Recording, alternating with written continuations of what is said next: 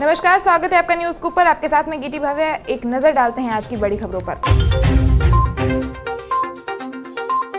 उपचुनाव में शिवराज सिंह चौहान के बेटे ने कांग्रेस को घेरा, बोला कांग्रेस को वोट दिया तो ईंट नहीं लगेगी। कार्तिकेय सिंह चौहान की एक वीडियो क्लिप वायरल हो रही है। कह रहे हैं कि अगर कोई भी कांग्रेस विधायक विधानसभा सीट जीतता है तो पूरे निर्वाचन क्षेत्र में एक भी ईंट नहीं रखी जाएगी, और भी बहुत कुछ दावे किए।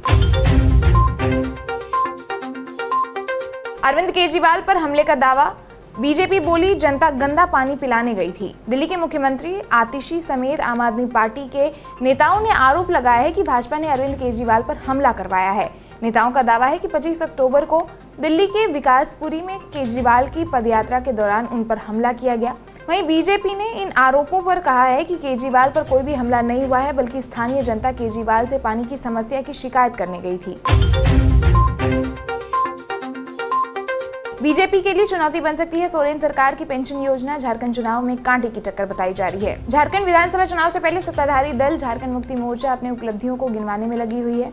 चुनावी दौर के दौरान ऐसा करना बहुत आम है। मुख्यमंत्री हेमंत सोरेन की पार्टी राज्य की पेंशन स्कीम को भुनाने की कोशिश कर रही है, जिससे आशंका जताई जा रही है कि बीजेपी को इस स्कीम से आगामी चुनाव में नुकसान हो सकता है। इजराइल ने ईरान पर दागी मिसाइलें, सैन्य ठिकानों पर जबरदस्त अटैक। इजराइल ने शनिवार 26 अक्टूबर को तड़के ईरान के सैन्य ठिकानों पर निशाना बनाते हुए कई हमले किए हैं। बताया जा रहा है कि ये 1 अक्टूबर के 180 मिसाइलों के किए ईरानी हमले का बदला है। फिलहाल किसी तरह के नुकसान की जानकारी अभी तक नहीं मिल पाई है। राहुल गांधी महाराष्ट्र कांग्रेस के नेताओं से नाराज बताए जा रहे हैं। आगामी महाराष्ट्र चुनाव के लिए राजनीति तेज। पूर्व कांग्रेस अध्यक्ष और लोकसभा के नेता विपक्ष राहुल गांधी की नाराजगी की खबर है। राहुल गांधी को लेकर ये तक दावा किया गया कि कांग्रेस की एक अहम मीटिंग से बीच में ही वो गुस्सा होकर उठ के चले गए।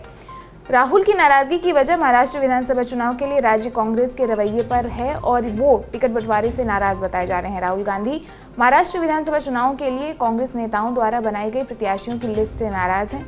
राहुल इसे पक्षपातपूर्ण बता रहे हैं। उमर अब्दुल्ला के लिए चुनौतियों से भरी रहा जम्मू कश्मीर। लोकतांत्रिक सरकार के बावजूद जम्मू कश्मीर में आतंक का कहर। जम्मू कश्मीर में आतंकवादी उमर अब्दुल्ला के सामने चुनौतियां खड़ी कर रहे हैं।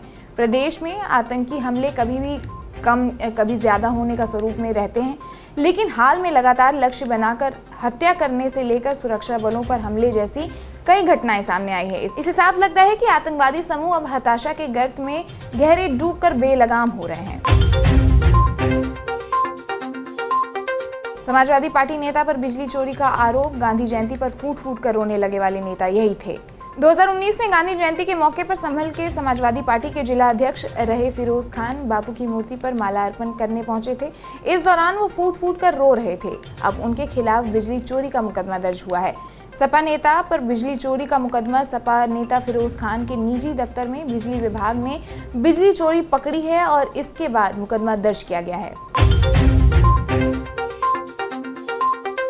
दिवाली से पहले शेयर बाजार का बुरा हाल, 40 लाख करोड़ डूबे। शेयर बाजार में पिछले कुछ हफ्तों से लगातार पैसे डूब रहे हैं। वर्षों तक इंतजार के बाद कई निवेशकों का पोर्टफोलियो हरा हुआ था, वो अब 1 महीने के अंदर ही लाल रंग में पड़ा दिख रहा है।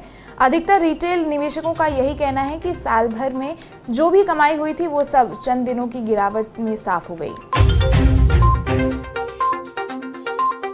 सपा के प्रदेश अध्यक्ष अबू आसिम आजमी का बड़ा बयान। सीट बंटवारे से पहले उन्हें बात करनी चाहिए थी, ये लोग पहले ही बंटवारे कर चुके थे। महाराष्ट्र विधानसभा चुनाव में महाविकास अघाड़ी ने अधिकतर सीटों पर बंटवारा कर लिया है, लेकिन इंडिया गठबंधन की सहयोगी समाजवादी पार्टी सीट बंटवारे को लेकर नाराज चल रही है।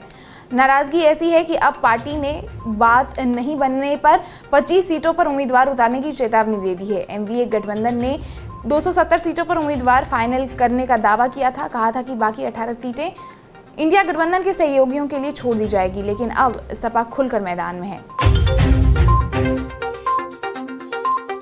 निर्मला सीतारमण का बड़ा बयान। कहा चाइना पर प्रतिबंध लगे रहेंगे। वित्त मंत्री निर्मला सीतारमण ने कहा कि भारत आंखें बंद करके किसी भी देश से निवेश नहीं ले सकता है।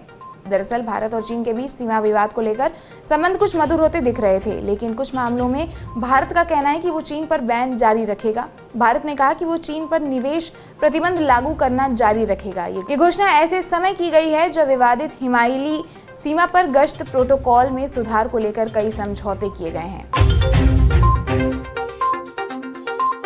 तो ये थी अब तक की बड़ी खबरें। बाकी देश दुनिया की तमाम खबरों को देखने के लिए न्यूज़ को लाइक करें, सब्सक्राइब करें और वीडियोस को शेयर करें। नोटिफिकेशन के लिए बेल आइकन को प्रेस करना बिल्कुल ना भूलें। नमस्कार।